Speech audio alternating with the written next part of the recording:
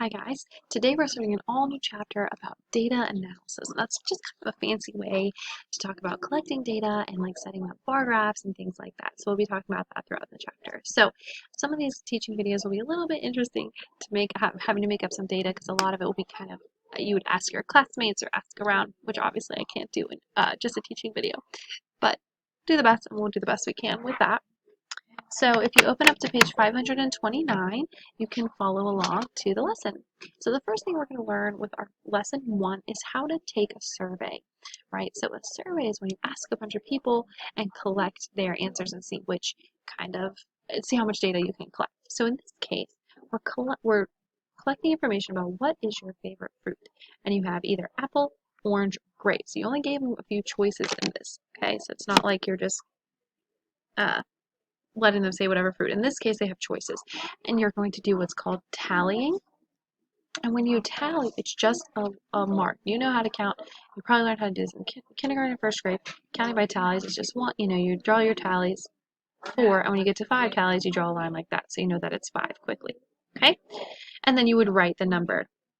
So what we would have done is we would have asked some classmates their favorite fruit and they made some tallies. So I'm just going to pretend that I'm asking some people and writing the tallies so you can see. So let's say I go around and say, hey Billy, do you like apples, oranges, or grapes? And he would say, I like oranges. So we get a tally under oranges. Then I go over to my other classmate and say, hey Sally, um, do you like apples, oranges, or grapes? And she would say, I like grapes. So I'd put a tally for grape. And let's say I go around and I ask, let's say 3 people say they like apples, 2 people like grapes, and 1 person likes, or 2 people like oranges, 1 people like grapes. So then my total, I would write over here. So I have 3 apples, 2 oranges, and 1 grape. Now, probably be a bit more than that, especially if you had asked 10. This right here is just 6. But that's how you do it. You mark the tallies, write the total. Pretty simple, right? So when you take a survey, you ask a question. Use tally marks to record the answer or data. Data is information, so that's what you're collecting. So take a survey about books.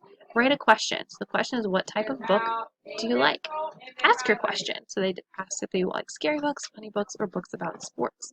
Record each person's answer with a tally mark. So as you can see here, 2 people liked scary marks, um, 8 people liked funny books, and 5 people liked sports. And you can see they did the tally 1, 2, 3, 4, and then they slashed for a 5. So I knew that that was a group of 5 really quickly. And then count the tally marks. So, like I just said, 2 people liked scary movies. 8 people, because 5, 6, 7, 8.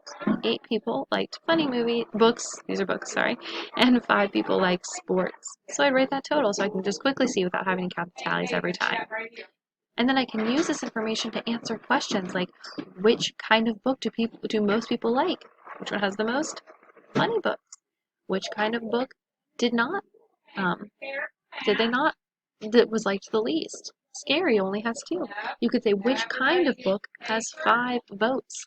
Well, which one has 5? Sports. You can answer all sorts of questions or ask all sorts of questions about your data.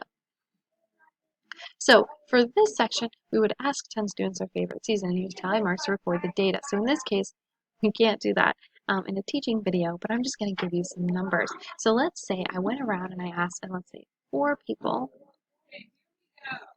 liked winter, 1 person liked spring, 5 people liked summer, and nobody liked fall. Okay? So then I would go around and I would say, okay, 4 people liked winter, 1 person liked spring, 5 people like summer, and nobody likes fall. So that's my group of 10. So, and then let's answer some questions about that data that we collected. What season do students like best? Well, which one had the most votes? Winter, spring, summer, or fall? Summer did, right? Summer is what our answer. What season do they like the best? Summer. How many students like winter and fall? And then you're going to write a number to solve. So winter has 4 votes. Someone put 4 and it says and fall, so it's going to be a plus sign. And in this case, nobody liked the fall, so before plus 0 is 4. That's how many students liked both winter and fall. So, talking about how do tally marks help you organize data? So they help you organize the data because you can keep track as you go along and get everybody's answer instead of having to kind of write it as a numerical, that means like the digit, and cross it out every time. So let's say if I was writing a 2 and then someone else told me scary, then I have to, erase it or cross out the 3, and it's easier to tally and keep track that way. It's much more organized. So what I want you to do for this, because for independent practice you can't go around and ask other students because you're at your house, I would like you to ask the people in your home. Okay, it's okay if you only have 1 or 2 other votes. That's okay. Just go ahead and ask the other people in your home for that practice, and then check your answers with those. Okay. For the brain builders and problem solving, they give you data, so you should be fine with that. And then homework, same thing. I want you to try and ask as many people, up to 10 as you can. If you know that many people, calling someone on the phone, that kind of stuff.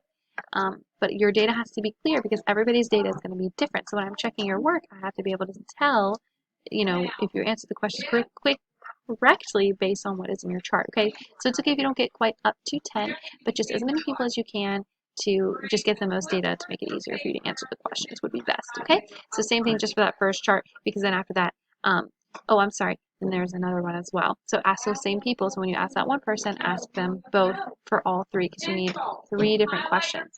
So if you have any trouble with that, have your grown-up just message me, and it's really not a problem. Okay, but it's just to practice taking a survey and using the data from that survey. Okay, all right, friends. So have a great rest of your day.